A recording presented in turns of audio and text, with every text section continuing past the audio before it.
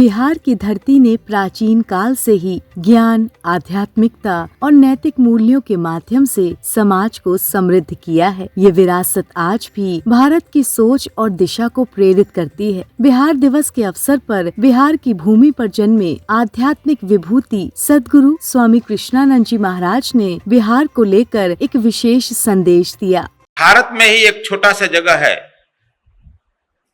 पहले प्राच्य के देश कहा गया है, वेद में प्राच्य आया है, उसके बाद पूर्वोत्तर आया है। वह पूर्वोत्तर अब तो कहा जा रहा है असम से पूर्वोत्तर को मणिपुर, मिजोरम, नागालैंड को अब कह रहे हो, लेकिन उस समय पूर्वोत्तर साबित किया गया है वो बिहार के भूभाग को जो अब भाषा में कह रहे हो।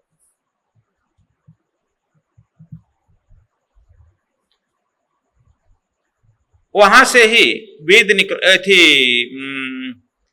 रामायण की रचना हुई है, वाल्मीकि रामायण, उपनिषद की रचना हुई है, तंत्र की रचना हुई है। माने हिंदू धर्म जिसको आप कहते हैं वहां का महती भाग वहीं रचना हुई है। भगवान महावीर के 24 तीर्थंकर हुए हैं, 24 में से 20 का जन्म तो बिहार में ही हुआ है, उसी भूभाग में। 4 यदि समझेगा तो उसमें बृहद बिहार जो कहा गया है, बृहद बिहार में काशी वगैरह, अयोध्या वगैरह बिहार में ही था। और चाणक्य के समय में ही नहीं, अशोक के भी समय में था। अशोक, चंद्रगुप्त का तथा अशोक के समय में भी था, मौर्य अशोक मौर्य। बंगाल के खाड़ी से लेकर, बर्मा से लेकर, नेपाल से लेकर के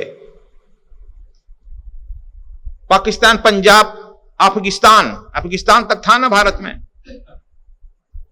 लंका वगैरह सब भारत में था। बुद्ध धर्म का हम बात कहें तो बुद्ध का तो जन्म बिहार में ही हुआ और 24 तीर्थंकर जैनियों के वहीं हुआ। तो आप देख रह सकता है कि यह जो पूरे विश्व में वसुधैव का नारा दिया है, जिसको आप लोग बिहार का नाम सुनकर अभी हंसता है, लेकिन यही नहीं देख रहा है कि जो अभी भारत में जो मेन धर्म है, मुख्य धर्म है, जो पूरे विश्व में शांति का संदेश दे रहे हैं, बौद्ध और जैन, और तीसरा सिख।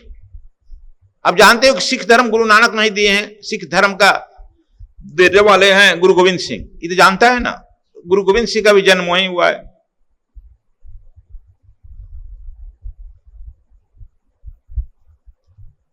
तो चरखी की तरह जैसे कभी ऊंचा रहता है नीचे आता है, अभी आर्थिक दृष्टिकोण से नीचे है, लेकिन आध्यात्मिक दृष्टिकोण से तो बहुत ऊंचा रहा है ना। और सबको यह जो है संदेश दिया है, जो बिहार से संदेश निकलता है, वसुधैव कुटुंबकम की संदेश, ये बिहार की उपज है। जो आपके झंडे पर चक्र है वह बिहार का हिस्सा है ना, जानता है कि नहीं? अशोक का चक्र है, वो चक्र दिया गया अशोक से लेकर के, लोन लिया गया।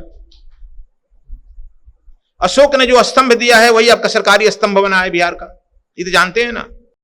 बिहार दिवस के अवसर पर प्रधानमंत्री नरेंद्र मोदी ने भी मुख्यमंत्री नीतीश कुमार को पत्र लिखकर उन्हें और बिहार के सभी नागरिकों को हार्दिक शुभकामनाएं दी। सीएम नीतीश कुमार को लिखे पत्र में पीएम ने कहा कि बिहार दिवस राज्य के समृद्ध इतिहास, सामर्थ्य और परंपराओं का उत्सव मनाने का दिन है। ये भारत की सशक्त पहचान में बिहार के अमूल्य योगदान को याद करने का भी अवसर है।